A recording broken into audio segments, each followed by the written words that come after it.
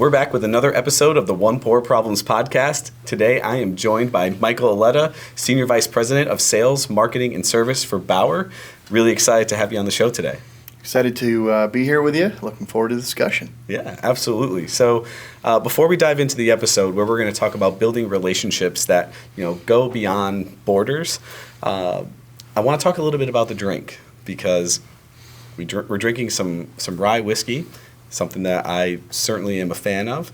But normally I'm an old-fashioned guy, but you're a Manhattan guy. So tell me why this drink is significant. Too much sugar in the old-fashioned for me. Yeah. And we've talked a little bit about the orange peel. Big on removing the orange peel, not including the orange peel. But I think my stat was 20% of bartenders still do something with the orange peel in my Manhattan. But I feel too bad to give the whiskey back, so I just deal with what I'm given, right? And so the big thing with the Manhattan for me is you need to have the right balance. We talked about that, not too sweet. If you have a little bit too much bourbon or rye, that's fine. Mm-hmm. And the other part of it is it was always my grandfather's drink, it's my father's drink, and so I adopted it as my drink as well. Yep, I love that. That's a great story, and excited for the episode today. So great, cheers. Cheers.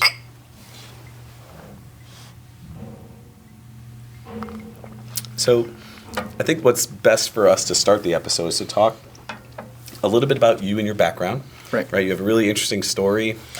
You were at the Worldwide Leader for a while. And for those who may not know you and Bauer specifically, tell us, give us a little rundown on your background. Yeah, so I went to Quinnipiac University in Hamden, shout out Bobcats. And I studied broadcast journalism. But ever since a young age, I wanted to be on TV, right? Mm-hmm. And I aspired to be a news anchor and ultimately ended up getting into the production side of television. Mm-hmm. And I interned at ESPN. I started at ESPN here in Bristol. And then after about a year, I got shipped down to Austin, Texas to work for the Longhorn Network, mm-hmm. Which is no longer... which was ultimately a part of ESPN, and ultimately decided after about 9 months there that it was time for me to move on. But why? Why was it time to move on? Right? You were doing what you had thought about your whole life, and why come to the family business? I tell people you don't know stress in a job until you're in live TV, right? Live TV is mm-hmm. tough. There's no such thing as moving something back or doing it tomorrow. If the deadline's 11:01 p.m., it's 11:01 p.m. It's not 11:01 and a half. Mm-hmm. And that and the crazy hours, right? I mean, sometimes you start work at 2 a.m. or sometimes you start work at 3 p.m. And don't get me wrong, I still work a lot now, right? And I work odd hours now, mm-hmm. but I don't think I ever wake up at 2 and say I'm going to start work at 3, right? Yep. And so the lifestyle behind it just wasn't sustainable to me. Yeah. And I was just looking for an out. So when I came to Bauer, I actually wasn't even interested in sales at Bauer. Mm-hmm. It was at the time supposed to be a bridge until I found the next best thing for what suits my skill set. Got it. Yeah, and I'm certainly familiar with the hours from the media side of the world. My wife was in news and worked at WTNH, WFSB, and that was one of the major things that led to her leaving the industry was the crazy hours. Going snowstorm, they're get in here, it's time. And you're this is crazy. I'm driving in the middle of the snowstorm to get to the office to be able to talk about the wall-to-wall coverage that we have for Snowstorm Helga. Yeah, that's right. Our good friends actually down the street here, Doubletree by Hilton Hotel. Yeah. We use them a lot for our customers here now. But mm-hmm. when I was at ESPN, if a snowstorm was coming, they'd rent out half the rooms. Yeah. And that's where we'd be staying. Yep. Right? Because, the show must go on. Yeah. And so no matter the circumstance, you always had to be there. Yep. And the hours, they didn't care. You just work what you signed up for. And mm-hmm. so it was time. It was time for me to move on. And so I remember I was on a family trip in St. Martin, and I was sitting at the bar with my dad, probably drinking Manhattan. And I fitting. said to him, I said, is there anything I can do at Bauer? Just to pass time, right? I'm not looking to be, the owner's son and come in and, be the number 2 guy. I'm just looking for a job. And that was the opportunity that opened up. Yeah. So I joined the materials management group here in 2015. And I remember showing up on my first day. I had a nice white dress shirt on. And the supervisor of mine at the time said, don't ever wear this to work again. And I'm looking at him like, what is this guy talking about? Like, I'm trying to be professional. Yeah. Little did I know that for the first few months, my job was to go in the back of the manufacturing plant, up on the top of the mezzanine, in the back corner, and clean off all these old dusty parts and get rid of them. And so by the end of day 1, my white shirt was completely gray. Yeah. It's coughing up like there's no tomorrow. And so I don't think I've worn a white shirt since. Got it. Okay. And so, jumping into that, which is very different from what you were doing before, doesn't sound super glamorous, right? And Right. you did say it was a bridge. What kind of happened to make you want to stay and turn it into, where you are now? Right. Yeah. So, just like any other 23-year-old that is confused with their life, right? To me, it was a job that pays money that I have to do. And I look forward to going out with my friends and having fun.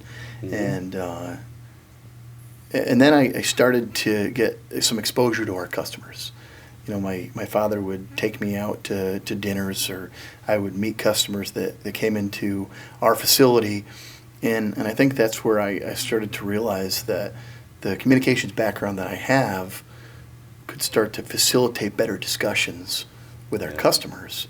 And I think we quickly realized at that point, hey, maybe it's a sales role that I should try. Yep. And then I started to fall in love with it. That's cool. And so tell me, what was some of the first deals and, you getting into the sales world where you were like, man, this was awesome. This is exactly why I should be here. My first international trip with someone other than my father, with our VP of Sales at the time, was a 2-week trip to China. After the first week, we're down in the hotel lobby, and this guy's got his luggage, and he says, I'll see you next week. I said, what are you talking about, right? And he meant it. He was getting on a plane coming back to the States. My first international trip, I'm now the guy in China for the next week with our local rep. And so it was like trial by fire, crazy. right? It was you're in a foreign country. China is one of the hardest countries to adapt to quickly. And my supervisor, my mentor, a guy that had 25 years experience, gets on a plane and leaves. See ya. Right. So it happened pretty quickly. You had to kind of learn as you went, learn on your feet. And I think it was good, though. Yeah. Better to fail a few times before you're successful. Yeah. And lucky for me, I think that first visit was what we call walking into a hornet's nest. And so I learned pretty fast, Yep. what you have to do to deal with customers in all different states. Yeah, very cool. And so you now, obviously, 2015 to now, a lot has changed. What's changed for you specifically in the role, because you do lead marketing, also the service side. So what does that team look like? What does that encompass for you on a day-to-day? Yeah, so it's a lot more responsibility, but the work is different, right? I mean, at the time when I first started in sales, it was just another one of the sales guys, trying to hit my number, trying to close deals, and now it's you've got to worry about the strategy, right? And you've got to worry about the responsibilities that different people have and making sure you have the right people in those positions. And then the branding with marketing, right? Our goal is always to make our brand bigger than it is, right? And push the Bauer image out in the market. And then the service part of it, right, is, we're making a promise when we sell customers our equipment. And it just so happens that I'm also the guy on the back end of that process where, hey, you have your equipment. now I'm going to make sure that it's getting serviced and our team is responsive. Mm-hmm. And so it's different because I have a lot more help. It's not me being one of the guys or girls. Yep. It's me leading the guys and gals, and so I like it. I like the support I get from my team, Mm-hmm. but it's a lot of work to be there when you sell something, and then be there on the back end to make sure somebody's happy, because that's the ultimate goal, to keep everybody happy. Yeah, and I think that's a great transition to, the next topic, which is just like specifically about building relationships. And I think your organization and ours is very similar, where we are very relationship-based sales. Like, we can call and bang on your door all day, but the chances are, like, that's not going to be the reason that you're going to switch to a new IT provider, is because you just want to stop us from calling you every single day. Right. And so, building those relationships and being able to lean on those people and lean on, the relationship capital that you've built over time, if things go sideways, is huge. And Right. For you, the relationships are important. So, tell me about some of like the lessons that you've learned about why relationships are so important. Well, the first piece of advice that I was given by my father, and probably, he brought me along on some travels back to my university days, right? Mm-hmm. And one of the best pieces of advice, and it's pretty straightforward and makes sense, right, is relationships are everything, right? And he never really expanded upon that. It was, I'm going to tell you this, now you can go figure out on your own what that means, Mm-hmm. right? And you learn that, and I think I've shared in the past that it doesn't matter if it's a customer or pardon me, a little bit of bourbon to wash that down.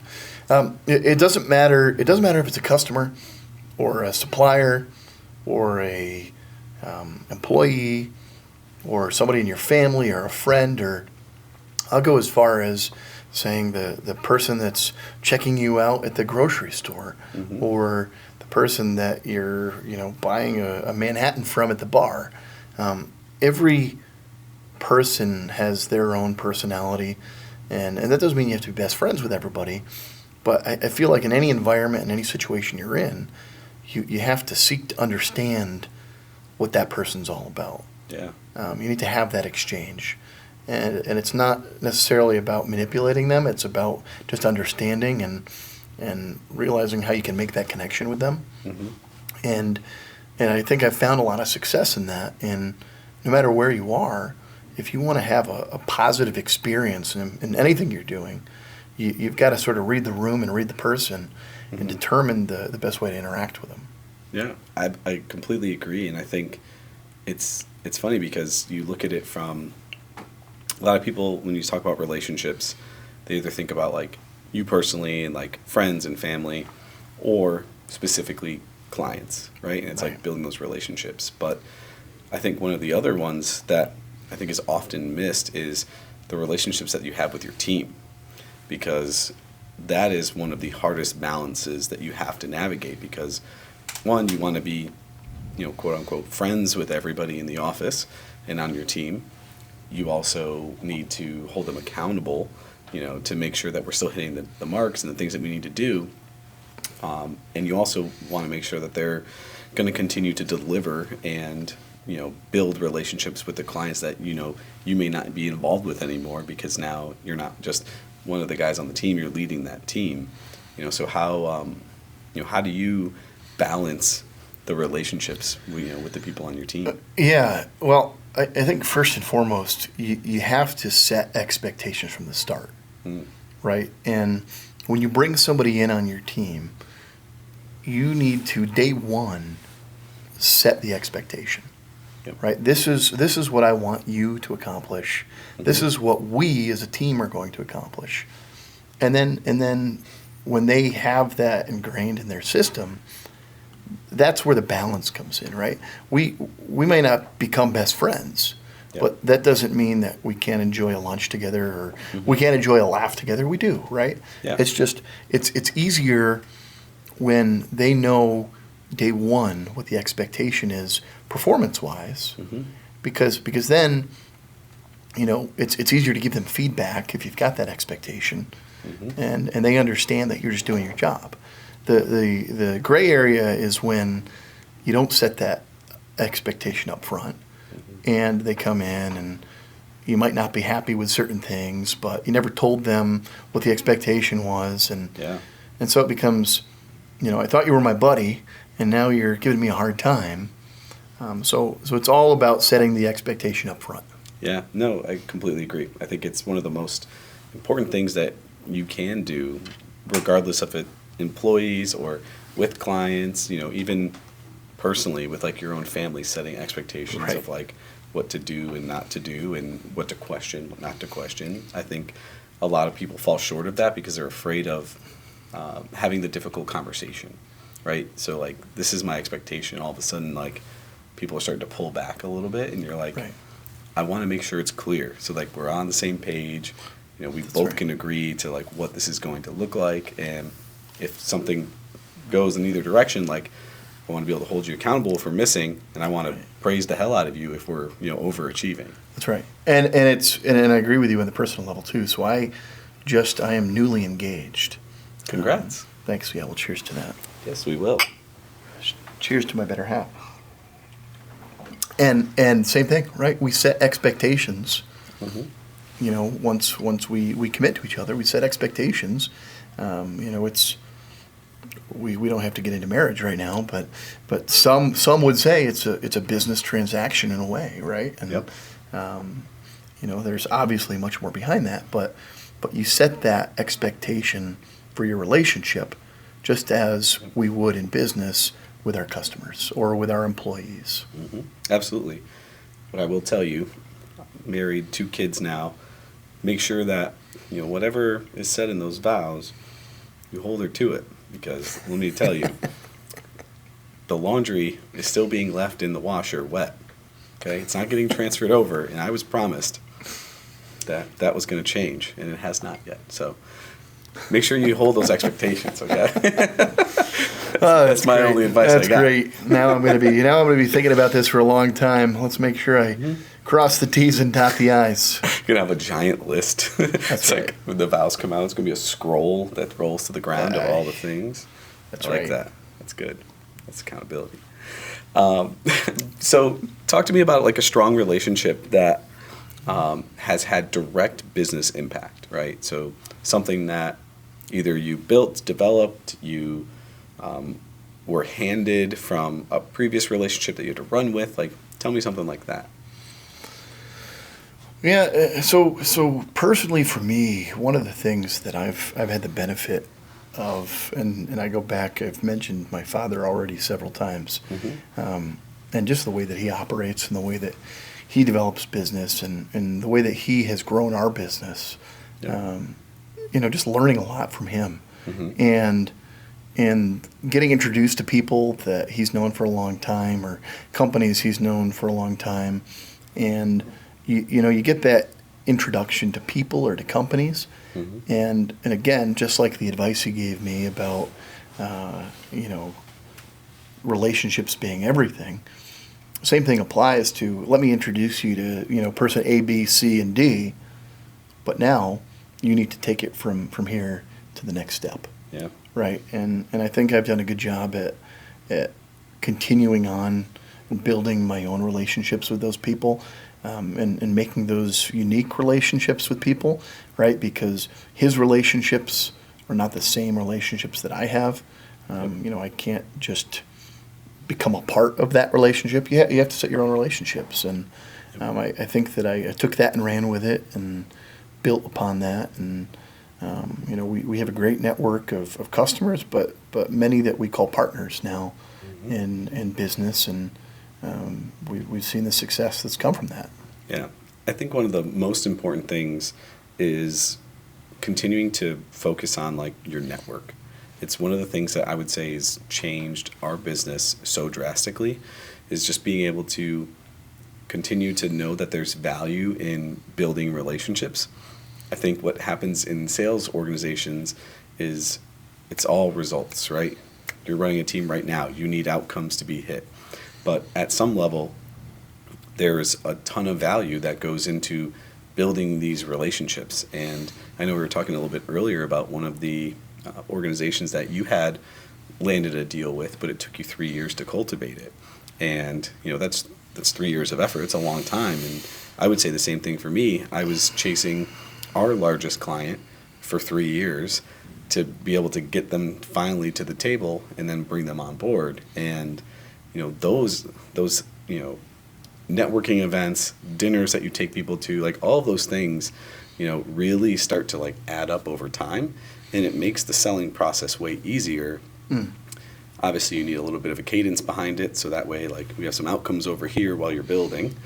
Right. But I think building those relationships has got to be one of the most important parts to a sales team's success. I find this interesting, and I was giving others on your team an example earlier today. I said, I'm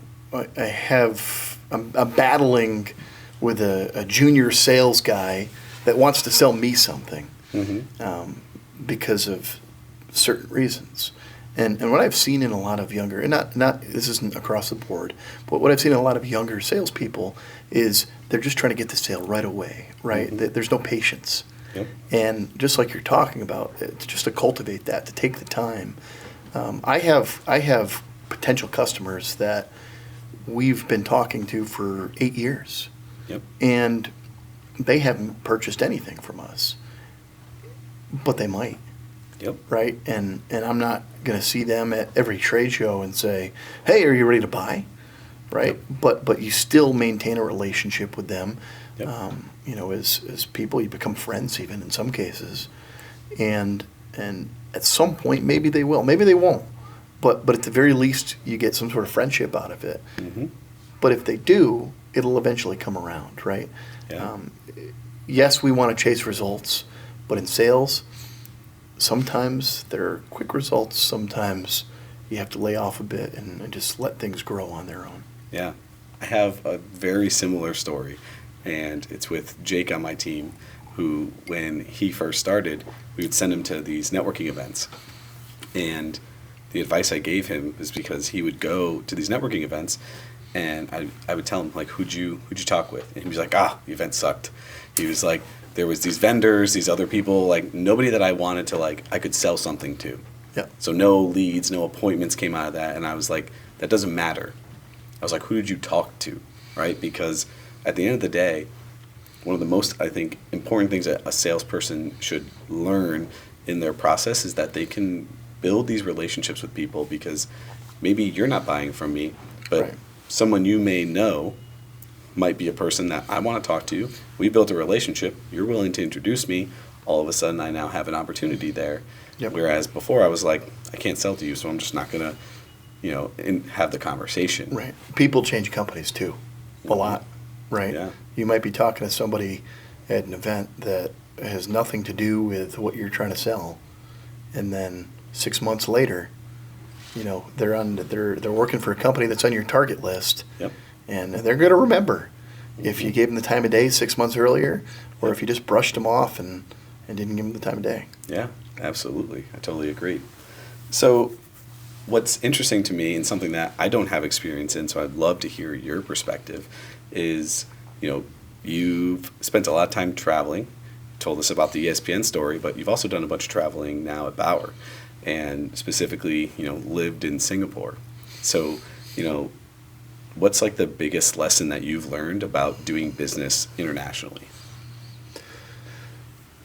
You have to learn from others, and because you can read as many books as you want. You can go on ChatGPT. You can look on Google and research, certain things you're supposed to do. But we're lucky that we've always had a international rep network, and a lot of times it's someone that is from that specific country. And in a lot of cases, unless the customer completely speaks a different language and will never speak any English, which is very rare, those reps are very helpful early on to someone who's not been exposed to that country, because again, you can read up on certain things to do, right? It's in some cases it's bowing, right? In other cases it's the way you cheers, right? In China, to show a sign of respect, you need to cheers lower than the person that you're cheersing with, right? So just small little things like that, or just the way that you address the room and who you need to address in the room. Early on, those local people will support you, and they'll give you advice. They'll tell you what the normal practice is. It's your job to remember that, because sometimes you're going to go back and they're not going to be there with you, and then you need to pick up on things. So you need to be very observant. You need to take notes. You're not going to get it perfect. Sometimes the customer's going to laugh at you, but they're going to laugh because they see you're trying. Yeah. Right. But ultimately, you have to just soak in everything that you're seeing. I've yet to see someone who's traveled overseas and been to several countries where they knock it out of the park right away. You're going to fail a few times. If you're lucky and your customer's nice, they're gonna laugh at you and they're gonna have a fun time with you. But you have to continue to get better and just be observant of what you see. And so how do you adapt, like, as you go forward, right, to, like, the different cultural styles and, like, how do you change your approach when you're, communicating and doing business with them? Visits are easy because you have a lot of time to prep, right? You have time in the hotel, you have time on the airplane, you have time in the taxi. Trade shows are difficult because if you're at a trade show, say overseas, I'll be in Dubai in a few weeks. It's harder because you typically can't control the timing of somebody coming up to your booth and talking to you. Yeah. Same thing with Singapore. We did a show earlier this year in Singapore. And so you've got people from all the different Asian countries, people from the Middle East, all coming to this show. And they just come by your booth. And you might have 10 visitors from 10 different countries in a matter of 60 minutes come by your booth. And it's up to you. I mean, obviously, in the most part, there's the common language of English, right? But the way that you deal with some of these people, one country could be completely different than the next, or the tone in which you talk to them, right? Some you can be a little bit more tough with them. I'm not going to say which place right now, and then others, you have to be more understanding, and so you have to be able to flip that switch real fast. Yep. But visiting the countries, it's typically much easier because you have all that downtime in between. Got it. I feel like if I was in that situation, I'd have to buy some Meta Ray-Ban glasses that are going to help translate right in front of my eyes and stuff like that to be able to have some of those conversations. Can't imagine going to those and having to navigate 10 different countries and cultures and all of that in those conversations. Yeah, and it must be wild. Yeah, you get good too because you get to the point where you'll see somebody coming towards your booth and 10 years ago, I've got no clue. But now I'll see somebody, 10 steps away from my booth. I'll name the country right away in my head. I'll be like, okay, wow, they're coming from this country.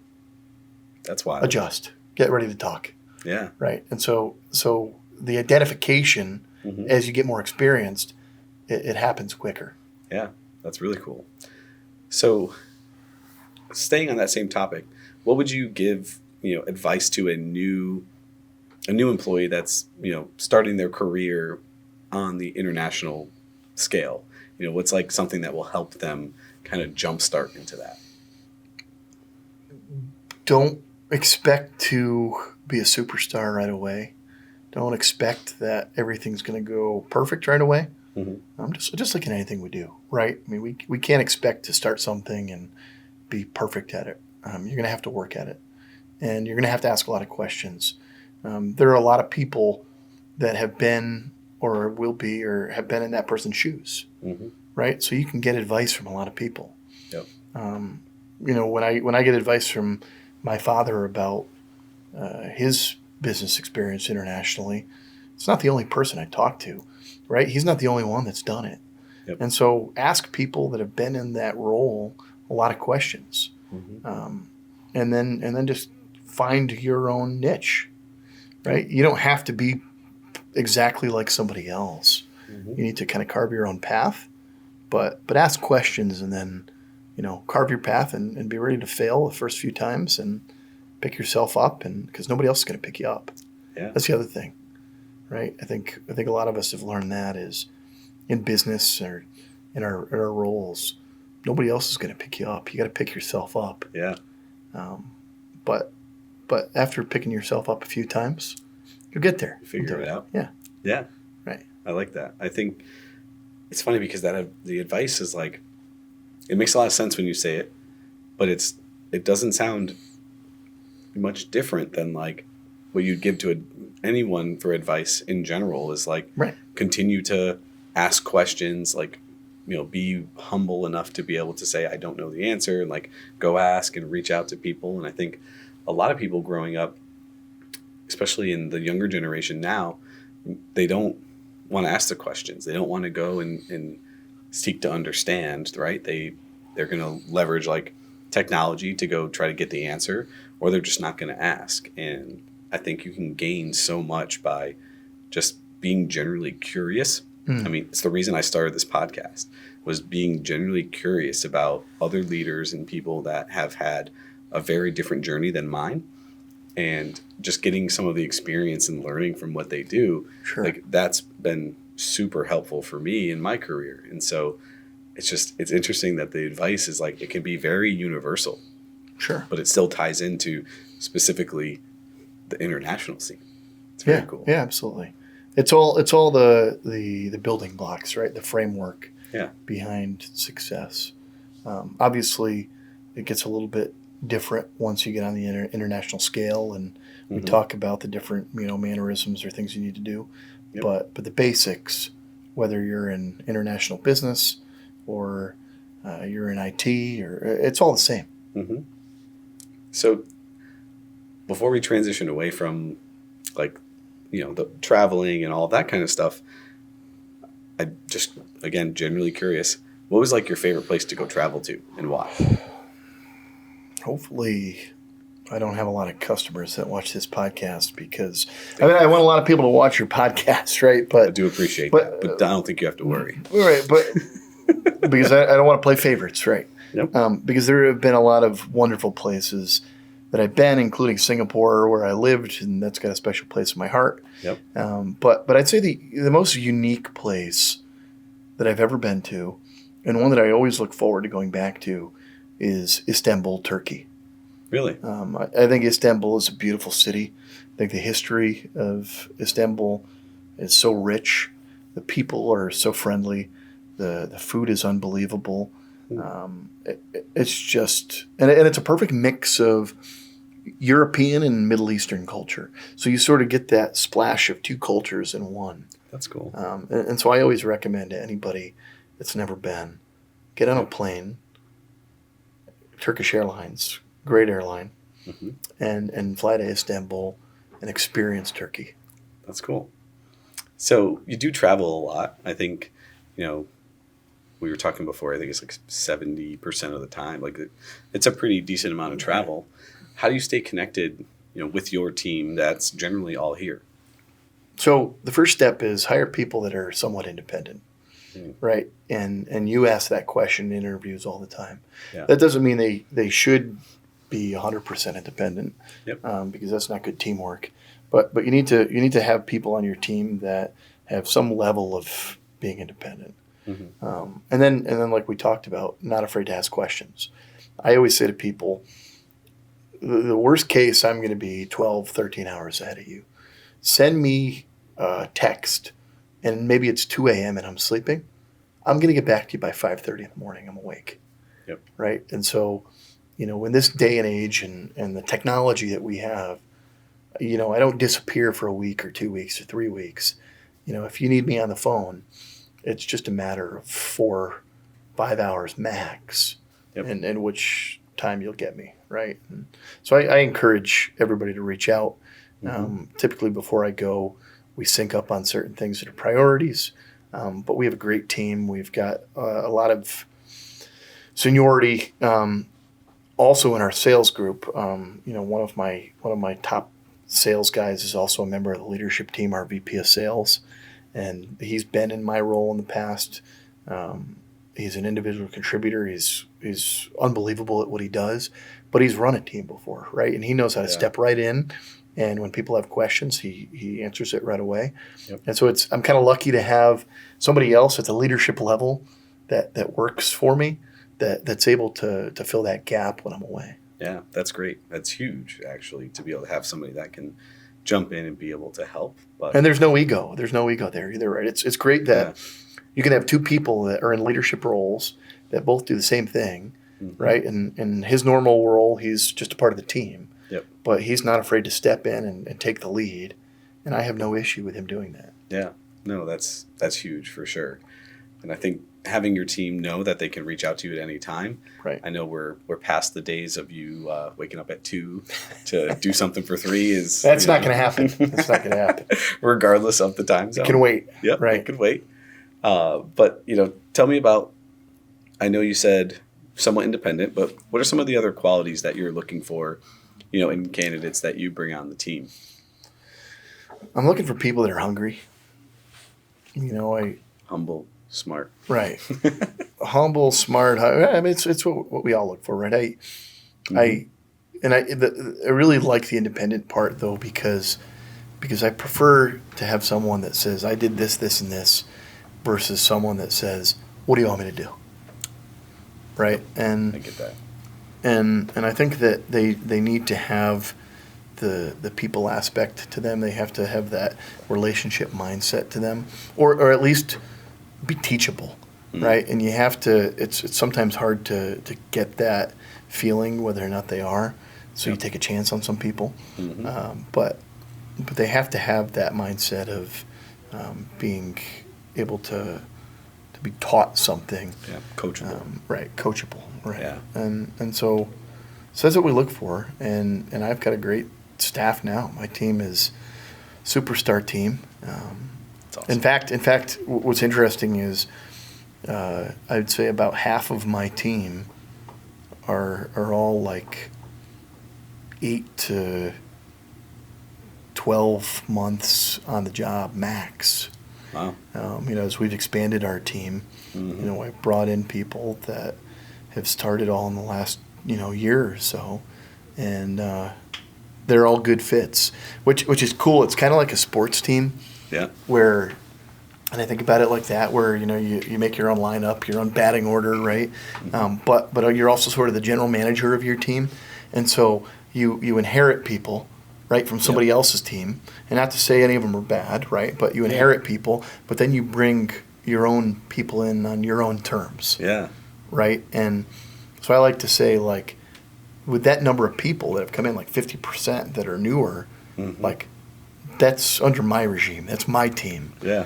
And the others are too. The ones that have been here are too. But, it's cool to say, if this team does well, then, look at me, look at us, we're successful. And if for any reason we don't, then okay, well, we need to change some things. But it's pretty cool to say, this is my team. Yeah, and I think that builds a level of like camaraderie too, right? Where, building the teams, and I love the analogy of like it's a sports team and picking your lineup and the people that you want, and like I definitely see that a ton. And I think, even in my own organization, when I first started, there were 17 of us, and I had a bookkeeper, a purchasing person, and a sales admin. That was like my team, and I ran finance, sales, marketing, procurement, HR, and like facilities. Bunch of different hats. It was crazy for a while. And then at the peak, I had 33 people like directly reporting to me, no managers in the departments. It was nuts. Sounds it was like fun. Nuts. I felt like I was in a quarterly review like every single day of the entire year. But I got to like pick and choose the people that I brought on the team, and that was a really eye-opening experience because I learned a lot about the different types of people to bring on. And I do think, you said it before, and I said the word coachable. I think that's the most important thing that you can get in any employee.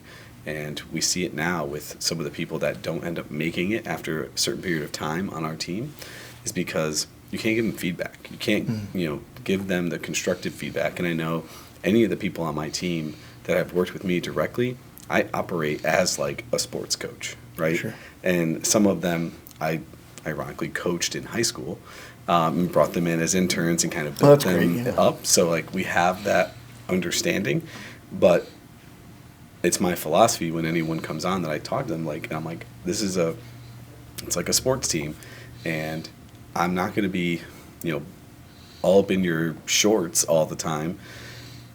If you're doing what you're supposed to be doing and we're hitting the targets that we need to be hitting, if we're not hitting the targets, then we got to figure out what's going on, and then I'm going to be there. So that's like one of the most important things, and being able to give them advice and coach them. And I think one of the worst things that any leader can do is spend more time handing out compliments of what everyone's doing rather than constructive feedback. I think there's a place for giving out as much positive reinforcement as you can, but you want people that always want to be better. And so those people you need to be able to give that advice to, even if they're a rock star. You should be able to say, hey, I would have done that differently, or I would have done this, and this is why. So I got two things for you. Yeah. One is when you bring the people on that you want to bring on, this goes back to relationships, right? They're not all going to have the same personality. Mm-hmm. But when you're thinking about bringing that person on, you need to determine if you can make that connection with them, regardless of what their personality is. Yep. And if you can, that's where the coachable part comes in, right? Is can I make that connection, even if person A is a little stubborn, but they're smart, they know what they're doing. Person B is, an angel, right? Yeah. Can you make those personal connections, right? That's number one. Number two is, and talking about the compliments and the criticism, it's interesting because working for my father directly now, but not always directly, right? When I started at Bauer, I didn't directly work for him. But for the last 4 or 5 years, I've worked for him directly. And something about him is, I've learned, he'll never tell me I did a great job. But if I do something wrong, he's going to be the first person to tell me, right? And so my uncle Mark, our chief people officer, he also works for Lou as well, and he'll also say, you're doing your job if Lou's not giving you any feedback. If Lou's giving you feedback, then you're not doing what you're supposed to do. Yep. And so that doesn't work for everybody, but for us, the way that it happens, it works. Yeah, it's so funny. And feel free, we can open this up. You can lay back in your chair. This will be like a therapy session. You can tell me about that. We're running low here on. For sure. But I think it is interesting to see how like the generational differences operate, because I'm the same way. Like there was very few times that I got a pat on the back from my dad telling me you did a great job, and way more times than not did I get well, I would have done this, or you should have done that. And it's all out of good intention. Sure. But it's just a different style. And now I definitely see myself having to cater more towards trying to give the compliments and that type of stuff rather than delivering directly with the feedback. But it is interesting to see how the dynamic is.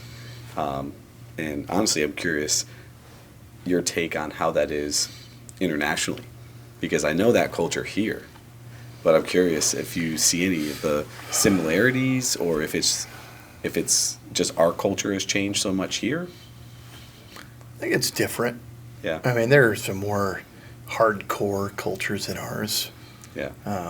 For the sake of keeping all my relationships where they're at, I'm not going to tell you which ones. But there are some hardcore cultures, right? That it's all about success and not about compliments, and it's hardcore. And then there's others where it's more about teamwork and did we try, and and they find ways. It's everybody's got their own recipe. right? Because some of the hardcore cultures are super successful, but some of the cultures that are pat everybody on the back, believe it or not, they're in some cases just as successful, Yeah. right? So everybody's got their own recipe. It's not one size fits all. Yeah, for sure. And I think, talking a little bit about like successes, you guys, I saw won the U.S. Small Business National Exporter of the Year award. That's pretty awesome. Congrats for that. I appreciate that, yeah. Looking back on that, what do you think set Bauer apart, from all the other small businesses out there that you guys were selected? Yeah, look, I mean, we're fortunate. We're really, thankful and excited and happy that we won that award. I think there's 34 million small businesses in the United States, somewhere around there. At the time when I looked this up, and not all of them do international business and export. Mm-hmm. So a percentage of the 34 million small businesses in the United States do some sort of exporting, but you'd probably guess it's more than 1 million, right? Yeah. So there's a lot of choices, and I think we're just unique, and we have our own story. Mm-hmm. And other companies have their own story, and there are other companies that are just as righteous as we were to win that award. But the committee or the SBA, whoever ultimately decided on the winner, looked at our portfolio and the successes that we've had in all different countries, and we've been growing tremendously, and we've been expanding our footprint around the world. Year after year, and so we were selected, and we've got a great resume to be selected for, and next year it's going to be a different company, hopefully, knock on wood, a Connecticut company, but it's really it just fit into the SBA's decision-making process, and we have a great team here that has contributed, not just the team that we have today. But I've always said, and I've said this before when we won the award, this is not a result of the team that we have today only. It's a result of the hard work of all the people that have been here for many, many years. Mm-hmm. We actually, fun fact, we found this out after the fact, won the 1988 Exporter of the Year award. My father has an article framed in his office when he was younger, when he was in his late 20s, with my grandfather in the picture, and it says, Bauer 1988 Exporter of the Year award. And so one of the questions I have is, are we the first company to be repeat winners and 2-time champs? But yeah, it's a great honor, and the SBA's been great. Their programs have been great to support our exporting and our growth. Mm-hmm. And again, many of deserving companies around the U.S. We're fortunate to have received that, and it's a great team win, and we look forward to the momentum that provides for the future. Yeah, absolutely, and I feel like that's got to be so important for the rest of your team too, because you've had a team that is dispersed all over different continents, and they've grown under your leadership, but having them understand that this organization is great and it's continuing to grow, and you're winning these awards. Talk to me about what's a lesson that you want them to take away, wherever they go, because we have the same saying where Charles IT might not be everyone's forever home, but if it's going to be your home for some period of time, we hope that it's something that you're going to learn and grow in, and you take something away. So what's that? Yeah, I always tell people to stay humble. Right, just stay humble in whatever you're doing. We had a heck of a year, and our team is well deserving of the awards that we've won. We've over the past couple of years won a few awards. Stay humble, because just because you got something this year doesn't mean we're going to get something next year, right? And we probably won't get something next year, and so that same mentality that we all had to get to this point, carry that forward to the next point, whether it's here at Bauer or somewhere else, wherever you go. Look, we're all human. People leave this company. People leave every company. But the same thing, goes. Like, I hope wherever you go as an individual, that you take that momentum that you've carried through here into your next position. Yeah, I love that. That's great advice. So as we close out here, curious to see what's next for Bauer. What's next for you personally and the organization as you continue to grow, internationally. Yeah, we're expanding. We just announced an exciting partnership with a company that's headquartered in Michigan to support our aftermarket, our services. It's a great company. Essential Technologies is the name of the company, and they've got a very robust service network around the world. And so we're rolling that out now. It's a lot of work. It includes multiple breakout teams to work on different aspects of the partnership. Yep. But it's going to be huge for our customers because it's going to ultimately provide that support that they all need, day in and day out locally. Not just calling headquarters, and so it's a really robust service network. So that's big for our company. We're growing tremendously.